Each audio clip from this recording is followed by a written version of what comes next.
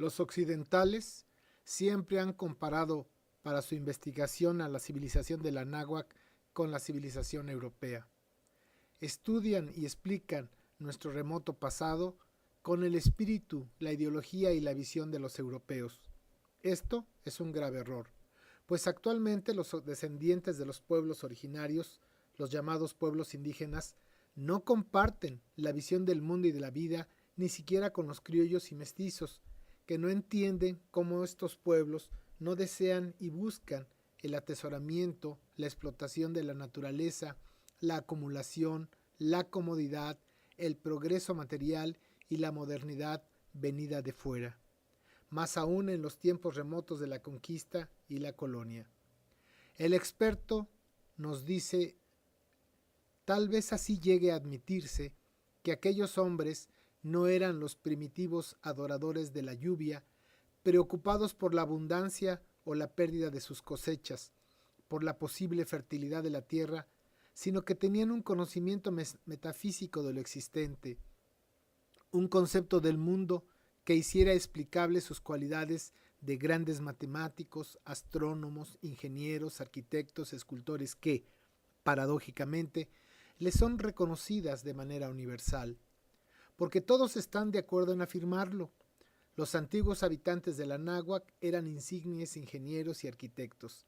Ahí están demostrándolo las difícilmente inigualables obras de los templos y las plazas edificadas como por milagro entre selvas o sobre cumbres vueltas en llanuras, en pantanos convertidos en tierra firme. Ahí la asombrosa utilización de los espacios y las masas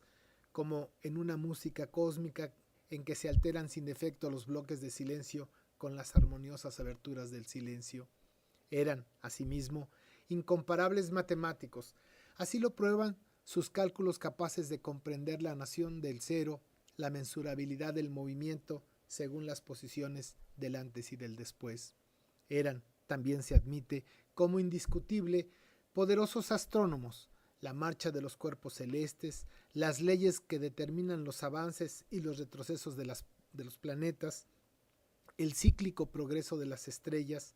las muertes y las resurrecciones de la luna les eran del todo conocidos por la razón y por la experiencia, de modo que sus medidas del tiempo les daban la facultad de calcular, dentro de un calendario exacto y minucioso, fechas situadas en espacios ya ilimitados. Nadie les niega la potestad de crear, en obras que más tarde se han considerado de arte, imágenes simbólicas o realistas de calidades supremas. El barro, la madera, el metal, la piedra, los colores manejados por ellos han llegado hasta nosotros en una multitud de objetos cuyos valores plásticos transmiten con cabal eficiencia el testimonio de su voluntad de ser. Eran, pues, así se reconoce universalmente, magnos artífices, dominadores de técnicas que a la fecha no se pueden aún explicar cabalmente. Se supone lícitamente que contaban con una sabia organización social bien jerarquizada, sustentada en sólidos principios morales, de acuerdo con los cuales la vida en común se desenvolvía ordenada y segura. Se sabe que hablaban lenguas copiosas con que se podían expresar conceptos de máxima abstracción, lenguas suficientes a contener directa y metafóricamente las finuras y la solidez del lenguaje de la ciencia, de la filosofía, de las manifestaciones poéticas. Todo eso y más, que no sería fácil enumerar aquí, se admite por todos como cosa evidente y probable, y todo se puede sintetizar diciendo que se admite sin duda que los antiguos habitantes de la náhuatl eran hombres sabios, capaces intelectual y moralmente, conocedores de sí mismos y del mundo que los acogía.